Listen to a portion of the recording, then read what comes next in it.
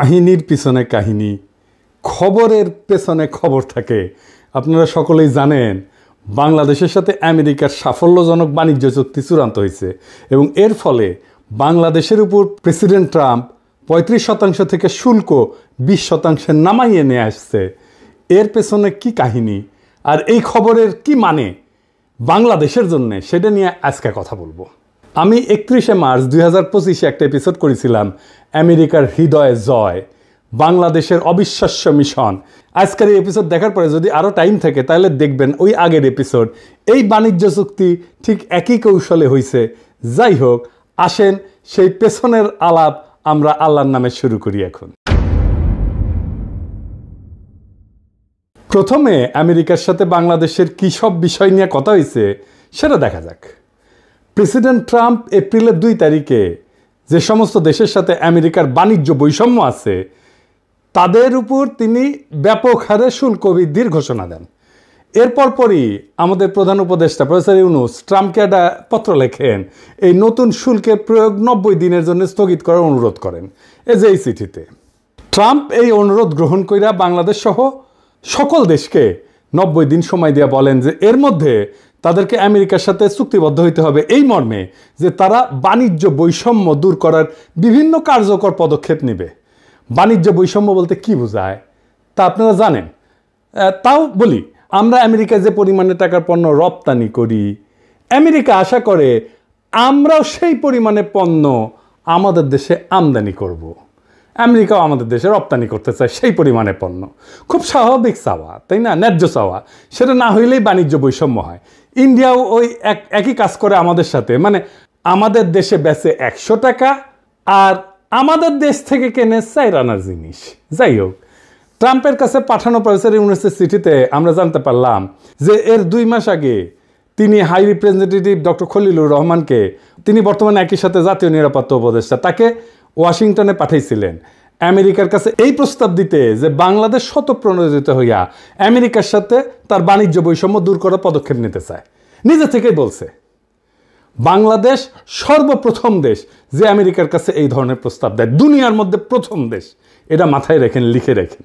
চিন্তা কইরা দেখেন, ট্রাম্পের অ্যাকশনের 2 মাস আগেই প্রফেসর ইউনূস এবং ডক্টর খলিল বুঝতে পারছিলেন যে ট্রাম্প বাণিজ্য বৈষম্যের বিষয়ে অ্যাকশন নেবেন এবং তাই তারা এই আগাম পদক্ষেপ নেন। ট্রাম্প যখন এপ্রিলে শুল্ক বৃদ্ধির ঘোষণা দিলেন ততদিনে কিন্তু বাংলাদেশ বাণিজ্য বৈষম্য কমাই আনার কাজ শুরু করে দিছে, মানে আমরা আগাইছিলাম।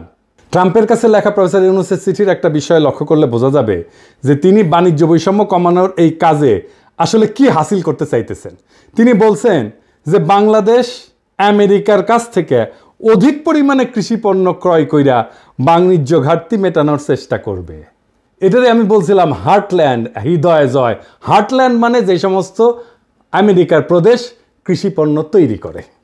আমি ওই ভিডিওতে বলছিলাম হার্টল্যান্ড। এডিটর সাহেব এটা দেখা দেন না, সবাই না দেখুক আমি কি কইছিলাম। আমাদের একটা জিনিস এখানে বুঝতে হবে, আমেরিকা হার্টল্যান্ড বলে একটা জায়গা আছে, মানে আমেরিকার হৃদয়। সো আমেরিকার এই হৃদয়কে আমরা কেন বিজয় করতে চাই? আমেরিকার হার্টল্যান্ড বলতে সাধারণত মধ্য পশ্চিমাঞ্চলের কৃষিভিত্তিক রাজ্যগুলোকে বোঝায়, যা আমেরিকার অর্থনৈতিক, সাংস্কৃতিক এবং রাজনৈতিক পরিচয়ের মূল ভিত্তি হিসেবে বিবেচিত হয়। এই রাজ্যগুলোকে বলা হয় হার্টল্যান্ড। তাদের ভৌগোলিক অবস্থান, কৃষির উপরে নির্ভরশীলতা এবং ঐতিহ্যবাহী আমেরিকার মূল্যবোধের জন্য তাদেরকে হার্টল্যান্ড বলা হয়। এদের রাজনৈতিক গুরুত্ব অপরিসীম, বিশেষ করে নির্বাচনী প্রক্রিয়া এবং নীতি নির্ধারণে। তাই আমরা এই হার্টল্যান্ডকে টার্গেট করব। দেখলেন তো কৃষি পণ্যের উপর তিনি জোর দিলেন কেন? এটা আমার ওই ভিডিওতে আছে। তারপরেও আমরা আরেকটু বুঝে দেখি। এটা আমরা বুঝতে পারলাম আমেরিকা বাংলাদেশের উপরে 20% শুল্ক ধার্য করার পর প্রকাশিত রয়টার্সের একটা খবর থেকে। রয়টার্সের এই খবরে বলা হয় যে শুল্ক আলোচনায় বাংলাদেশের প্রধান আলোচক বা lead negotiator doctor Khalilur Rahman বলছেন যে protecting our apparel industry was a top priority, but we also focused our purchase commitments on US agricultural products. This supports our food security goals and fosters goodwill with US farming states. ইংরেজি যেহেতু কইছে ঠিকই কইছে, তাই না? বাংলায় এটা মানে হইতেছে যে উনি বলছেন যে আমাদের বস্ত্র শিল্পকে, গার্মেন্ট শিল্পকে রক্ষা করা একটা প্রায়োরিটি কাজ, উচ্চ অগ্রাধিকার। সেটা সত্ত্বেও আমেরিকা থেকে কৃষিপণ্য আমদানি ছিল আমাদের ফোকাস। এতে আমাদের খাদ্য নিরাপত্তা বৃদ্ধি পাবে এবং আমেরিকার কৃষি নির্ভর রাজ্যগুলির সাথে আমাদের ঘনিষ্ঠতা বাড়বে। তিনি যেহেতু ইংরেজিতে কইছেন, ঠিকই কইছেন, আর আমি বাংলাত কইছিলাম হার্টল্যান্ড, যে আমি হার্টল্যান্ডকে মানে আমেরিকার কৃষিপণ্য উৎপাদন করে যেই অঞ্চল, যে প্রদেশগুলো, সেগুলোকে বলে হার্টল্যান্ড। এই হার্টল্যান্ডের পণ্য আমরা কিনবো, তাই আমরা আমেরিকার হৃদয়ে জয় করব। তাই এই কথাটার অর্থ কি? যে আমেরিকা থেকে বেশি কৃষিপণ্য ক্রয় করে এক কথা, কিন্তু তিনি কেন খাদ্য নিরাপত্তার বিষয়টা টেনে আনলেন? আমরা জানি আমাদের দেশে 40-এর মন্বন্তর 74-এর দুর্ভিক্ষে লক্ষ লক্ষ লোক মারা যায়। এটা আমাদের জাতির কালেকটিভ মেমোরিতে আছে। যুদ্ধকালীন সময় এত লোক কিন্তু মারা যায় নাই। এরপর অপুষ্টিতে মারা যায় অগণিত মানুষ। এই স্মৃতি আমাদের এখনো তাড়া কইরা বেড়ায়। ফলে খাদ্য নিরাপত্তা আমাদের চিন্তার ডিএনএর ভিতরে ঢুকে গেছে এবং হইয়া দাঁড়াইছে আমাদের জাতীয় নিরাপত্তার 1 নম্বরের অগ্রাধিকার। খলিল ভাইকে যখন জাতীয় নিরাপত্তা উপদেষ্টা করা হলো, তখন চারিদিক দিয়ে কি হাউকা, উনি নিরাপত্তার কি বুঝেন? এবারটা বুঝ, নিরাপত্তা কারে বলে? খাদ্য নিরাপত্তা আমাদের জাতীয় নিরাপত্তার 1 নম্বর অগ্রাধিকার। খাদ্য কি মিলিটারি এলিমেন্ট নাকি রে বক্সোদ? আমেরিকা থেকে আমরা মোটা দাগে গম, সোয়াবিন আমদানি করি, সেই সাথে কিছু পরিমাণে ভুট্টাও কিনি। খাদ্যবস্তু ছাড়া আমরা তুলাও আনি সেই দেশ থেকে। আমাদের গম আমদানির প্রধান উৎস হচ্ছে ইন্ডিয়া, তার সাথে আছে রাশিয়া আর ইউক্রেন। রাশিয়ার উপর আমেরিকার স্যাংশন আছে, সে কারণে ওখান থেকে গম আমদানি আর সম্ভব না। ইউক্রেনের তো যুদ্ধগ্রস্ত, সেখান থেকেও আমদানি সম্ভব না, আর আমদানির পরিমাণ অনিশ্চিত। বাকি থাকে ইন্ডিয়া। ইন্ডিয়া থেকে আমাদের খাদ্যদ্রব্য আমরা বিনা পয়সায় তো কিনি না, তাই না? তাও এর সম্পূর্ণ মূল্য আমরা পরিশোধ করি। তবু আমরা দেখতে পাই ভারত প্রায় বিনা নোটিশে খাদ্যবস্তু এবং অন্যান্য পণ্যের উপরে রপ্তানি বাধা আরোপ করে, রপ্তানি বন্ধ করে দেয়। এমনকি চাল রপ্তানি বন্ধ করে দিছিল। শুধু তাই না, আবার কইয়া বেড়ায় হাঙ্গারে নাকি ওরা খাওয়ায়, খিলায়। ওরা না খেলালে নাকি আমরা চলতেই পারবো না, আমরা না খেয়ে মরবো। আমরা টাকা দিয়ে শুধু ভারতীয় পণ্য কিনলেই চলবে না, আমাদের কৃতজ্ঞ থাকতে হবে যে ইন্ডিয়া আমাদের বেচিচ্ছে। চিন্তা করেন, মানে ইন্ডিয়া আমাদের মারবে, আবার টাকাও নিবে। হ্যাঁ, বুঝেছাও? এটা হইতেছে ইন্ডিয়া। তো ওদের কাছ থেকে কেন কিনবো আমরা? ওদের ভোমা ভোমা ইন্ডিয়ান পেঁয়াজ ছাড়া চলিচ্ছে না আমাদের। একসময় বলতো না ইন্ডিয়ান পেঁয়াজ ছাড়া আমাদের চলবে না, চলে, এখন চলিচ্ছে আমাদের পেঁয়াজ ছাড়া। ওদের ধরে চটাস করে থাপ্পড় মারবেন যারা এটা কথা বলতো এক সময়। ইন্ডিয়ান ফ্যাক্টরি যেগুলো বাংলাদেশে বানাইছে না, বন্ধ করো কয়ে দিলাম আগে, নয়তো ধানমন্ডি 32 নাম্বার কইরা দেবো, পরে আবার কয়েও না, সাবধান করি নাই। তার মানে ধরেন আমাদের যখন বিশেষ প্রয়োজন, তখন এমন অবস্থা হইতে পারে যে ভারত আমাদের খাদ্য রপ্তানি বন্ধ করে দিচ্ছে। এই তো কয়েকদিন আগে পাকিস্তানের সাথে যুদ্ধের প্রাক্কালে আমরা দেখলাম যে ইন্ডিয়া পাকিস্তানের সিন্ধু নদীতে পানি প্রবাহ একতরফাভাবে বন্ধ করে দিছে, যে কাজটা পূর্বের কোনো যুদ্ধকালে সে করে নাই। অর্থাৎ পানিকে ভারত অস্ত্র হিসেবে ব্যবহার করেছে। ভারত যে ভবিষ্যতে খাদ্যদ্রব্যকে অস্ত্র হিসেবে ব্যবহার করবে না, তার কোনো গ্যারান্টি আছে? তো জাউরা ও করবে না, এমন কোনো কাজ নাই। আমি মোটামুটি নিশ্চিত আমেরিকা থেকে অধিক পরিমাণে খাদ্যদ্রব্য আমদানি করার সিদ্ধান্তের পিছনে প্রফেসর ইউনূস এবং খলিল ভাই এই ভাবনাটাকে বিশেষ বিবেচনায় রাখছেন। ফলে ইন্ডিয়া আমাদের প্রয়োজনের সময় খাদ্য রপ্তানি বন্ধ কইরা আমাদের উপরে চাপ দিতে পারবে না। এই একই কথা তুলা আমদানির ক্ষেত্রেও প্রযোজ্য। বাংলাদেশকে টাইট দেওয়ার একটা বড় অস্ত্র এভাবে ভারতের হাত থেকে নীরবে সরাইয়া নিছেন প্রফেসর ইউনূস আর ডক্টর খলিল। সাবাস, বাঘের বাচ্চা। এইবার আমাদের তো পার্টি সং বাজানো উচিত। এডিটর সাহেব, একটা পার্টি সং দেন। আমার বিশ্বাস প্রফেসর ইউনূস আর ডক্টর খলিল এই কাজগুলা করেছেন বাংলাদেশের স্বার্থ বিবেচনা কইরা। ভারতের ক্ষতি করা তাদের অবশ্য উদ্দেশ্য ছিল না, কিন্তু ভারতের যেতে ক্ষতি হইল সেটা তারা সারা জীবন মনে রাখবে। একে তো খাদ্যদ্রব্য রপ্তানি হঠাৎ করে বন্ধ করে আমাদের মতো বাংলাদেশকে বিপদে ফেলা ভারত তার হীন স্বার্থ আর কখনো হাসিল করতে পারবে না। সেই সাথে ভারত আরও একটা বড় ক্ষতি হইল, বাংলাদেশে তার যে খাদ্যদ্রব্য এবং তুলার মার্কেট সেটা এখন অনেক ছোট হয়ে যাবে। ভারতের সাথে আমাদের যে বিশাল বাণিজ্য ঘাটতি ছিল সেটা অনেকটাই কমে যাবে। অর্থাৎ বাণিজ্য ঘাটতি কমাইতে ট্রাম্প যেটা দুনিয়ার সঙ্গে প্রকাশ্যে করতেছেন, প্রফেসর ইউনূস আর খলিল ভাই ভারতের সঙ্গে তলে তলে সেই কামটাই সারলেন, কিন্তু কেউই সেটা আগে ভাগে আন্দাজ করতে পারলেন না। এটারে কয় চাপা মায়ের হয়, এটাতে কিন্তু সাউন্ড হয় না।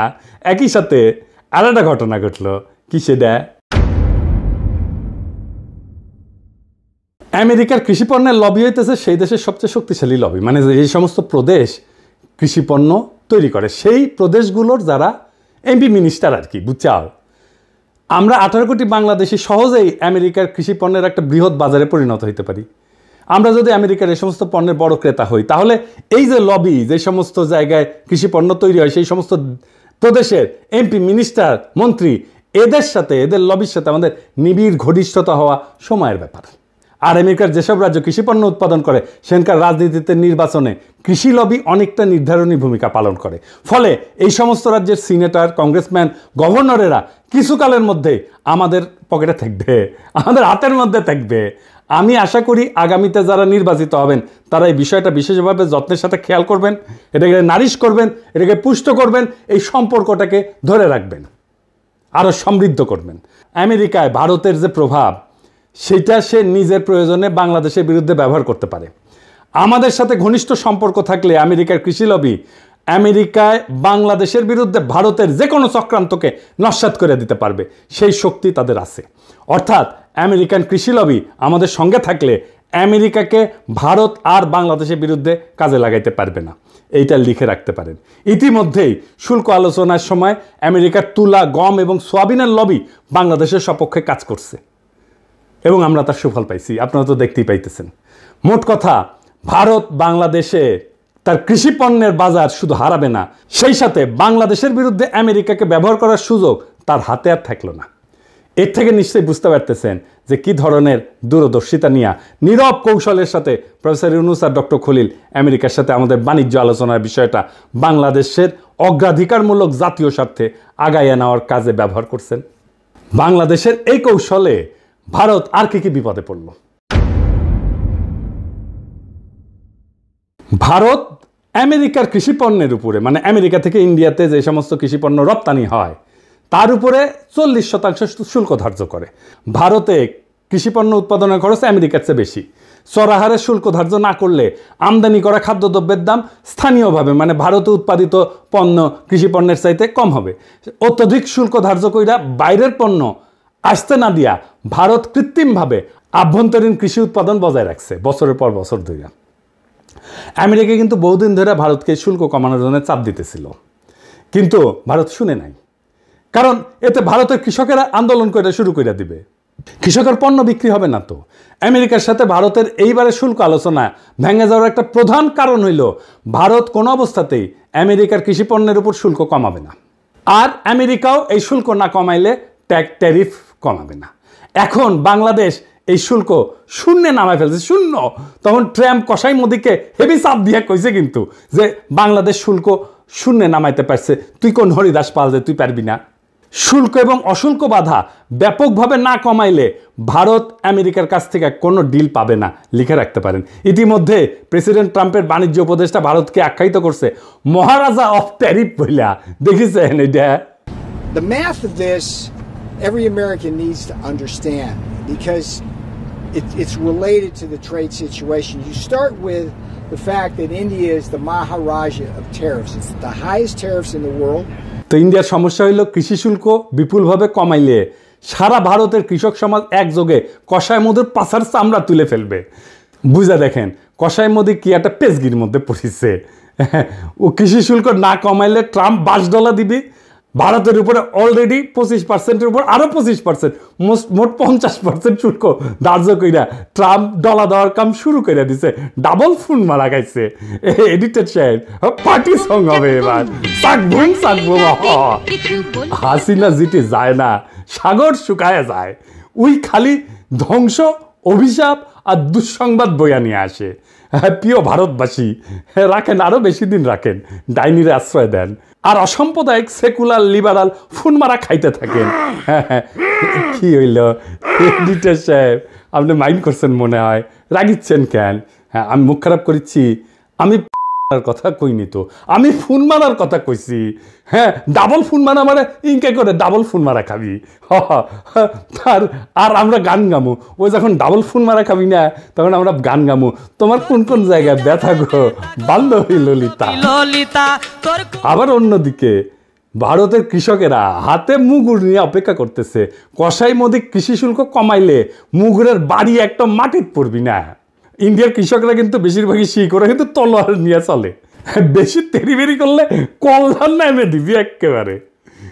আমেরিকার সাথে বাণিজ্য শুল্কের বিষয়ে বাংলাদেশ যে কি পদক্ষেপ নিতে যাচ্ছে এবং ভারতের জন্য সেটা যে কি ক্ষতির কারণ হইতে পারে, এই বিষয়টা কিন্তু ভারত মার্চ মাসের মধ্যে টের পেয়েছিল। তখন থেকেই তারা এই ডক্টর খলিলের বিরুদ্ধে ক্রমাগত অপপ্রচার চালানো শুরু করছে। তাকে খেতাব দিছে ডেঞ্জারাস ম্যান হিসেবে। সে তো অবশ্যই ডেঞ্জারাস ম্যান, ইন্ডিয়ার জন্য অবশ্যই সে ডেঞ্জারাস ম্যান। তার বিরুদ্ধে ভারতের মিডিয়ায় যে জঘন্য অপপ্রচার করছে, সেটা পুনঃপ্রচার করছে বাংলাদেশের কতিপয় জঘন্য ভারতীয় এজেন্ট এবং বাংলাদেশের কিছু মিডিয়া। এই সমস্ত মিডিয়াকে আমরা চিনে রাখছি, এই সমস্ত মিডিয়ার পাছার চামড়া আমরা তুলে দেব, মাইন্ড ইট। এর মধ্যে প্রধান হইতেছে ওয়াকারের পথ বালক। সে আমাদের বাণিজ্য ডিল যেন না হয় সেজন্য নন ডিসক্লোজার এগ্রিমেন্ট এটা ফাঁস করে দিল। একটা জিনিস মাথায় রাখবেন, অ্যান্টি হাসিনা মানে কিন্তু অ্যান্টি ফ্যাসিস্ট না, অ্যান্টি ইন্ডিয়া না। ওয়াকারের পথ বালক হাসিনার শাসনের বিরুদ্ধে ছিল মানে সে ইন্ডিয়ার আধিপত্যবাদের বিরুদ্ধে না। ও যা যা করছে বা করতেছে সব কিছু এখন ইন্ডিয়ার পক্ষে যাইতেছে। আমি আপনাকে একটা সিম্পল একটা এক্সারসাইজ দিই। হ্যাঁ, ধরেন আগামীর বাংলাদেশ কেমন হবে সেটা আমাকে যদি লিখতে বলেন, আমি লিখলাম। ধরেন কি লিখবো সেটা আপনারা বুঝতে পারেন না। বাংলাদেশের সকল প্রগতিশীল 2-3% লোক ছাড়া সবাই সেটা মাইনে নেবে, গ্যারান্টি দিলাম। কারণ আমি কি রাষ্ট্র চাই সেটা আমার 1000-এর বেশি ভিডিও আছে, 20টার বেশি বই আছে, এটা তার নিশানা আছে। আর ওয়াকারের পথ বালক যে রাষ্ট্র বানাবে ওরে প্রস্তাব করতে বলেন সেই রাষ্ট্রে বাংলাদেশের সাধারণ মুসলমান থাকতে পারবে কিনা, ইমান আকীদা নিয়া। যদি পারে আমি আমার কান কেটে কুত্তা দিয়ে খাওয়াবো। ও কি লিখছে রাষ্ট্র সম্পর্কে, রাষ্ট্র ধারণা সম্পর্কে, ওর ইডিওলজি সম্পর্কে সব লেখা আছে, চাই দরকার হলে দেখাই দেব। ও কেমন রাষ্ট্র চায় সে সেটা নানা সময় বলছে, আমি আর বিস্তারিত গেলাম না। ওরে বাংলাদেশে স্পেস দেবেন না, ওরা সবসময় দাবরানির উপরে রাখবেন। ও বাংলাদেশের শত্রু, ও ইন্ডিয়ার একটা এজেন্ট, ও এটা ওয়াকারের পথ বালক। আপনি নিশ্চয়ই লক্ষ্য করছেন খলিল ভাই সমস্ত অপপ্রচারে পাত্তাই দেন নাই। উনি ঠান্ডা মাথার মানুষ, অবিচলভাবে তার কাজ চালায় গেছেন। আমি সবসময় দেখছি উনি কথা কম কাজ বেশি, এটাই হইল তার কাজের ধরন। প্রফেসর ইউনূস কিন্তু পুরা সময়টাই খলিল ভাইয়ের উপরে তার আস্থা অক্ষুণ্ণ রাখছেন, আমরা খেয়াল করছি। কারণ তিনি জানতেন যে এই আলোচনা অত্যন্ত কঠিন এবং জটিল। এই সমস্ত বিষয়ে সফল নেগোসিয়েশন চালানোর জন্য এমন একজনের প্রয়োজন যিনি একই সঙ্গে আন্তর্জাতিক বাণিজ্য আলোচনা, অশুল্ক বাধা, কূটনীতি, জাতীয় নিরাপত্তার বিষয়ে যথেষ্ট জ্ঞানী এবং অভিজ্ঞ। প্রফেসর ইউনূস ন্যাচারালি এই গুণগুলি পাইছিলেন একমাত্র ডক্টর খলিলের মধ্যে। কেন পাইছিলেন জানেন? আমি আগে বলছিলাম, আসেন আবার একটু দেখি।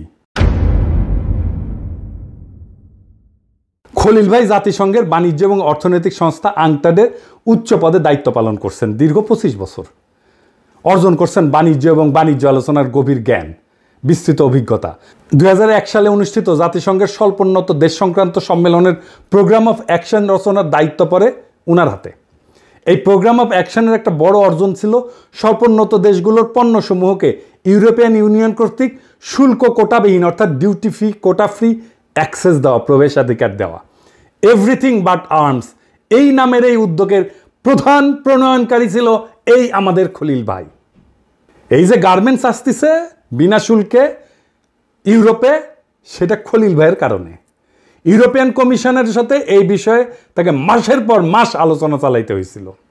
আমি গত বছর যখন তার প্রথম ইন্টারভিউটা করি তখন বলছিলাম যে তার এই অবদানের কারণে আজ বাংলাদেশে পোশাক শিল্প এই বিশালতা অর্জন করছে এবং আমাদের গার্মেন্টস শিল্পের একটা বড় ঋণ আছে তার কাছে। আর এই গার্মেন্টস মালিকদের অনেক পত্রিকায় খলিল ভাইয়ের পিছে লাগছিল। ওই যে কথা আছে না, বাঙ্গু যে উপকার করে তার পিছে সে লাগে। আর আজ 2 যুগ পরে খলিল ভাই আমেরিকার সাথে সফলভাবে শুল্ক আলোচনা কইরা গার্মেন্টস শিল্পকে রক্ষা করলেন। তিনি কিন্তু আজ পর্যন্ত এর জন্য কোনো ধরনের আত্মপ্রচার করেন নাই, ক্রেডিট চান নাই, নেনও নাই। এইবার অশুল্ক বাধার বিষয়ে আসি।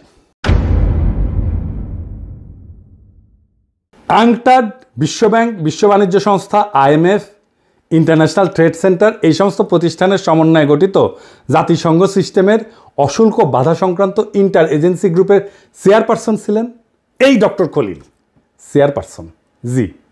অশুল্ক বাধা বিষয়ে বিপুল জ্ঞান এবং অভিজ্ঞতা না থাকলে বিশ্বব্যাংক, বিশ্ব বাণিজ্য সংস্থা অথবা IMF কি তাকে ওই গ্রুপের চেয়ারপারসন হিসেবে মাইনে নিত? বাংলাদেশের আর কেউ কি এই পজিশনে কাজ করছে কোনোদিন? আমি সম্পূর্ণ নিশ্চিত আপনারা আর একজনকেও বাড়তি দিয়ে খুঁজে পাবেন না।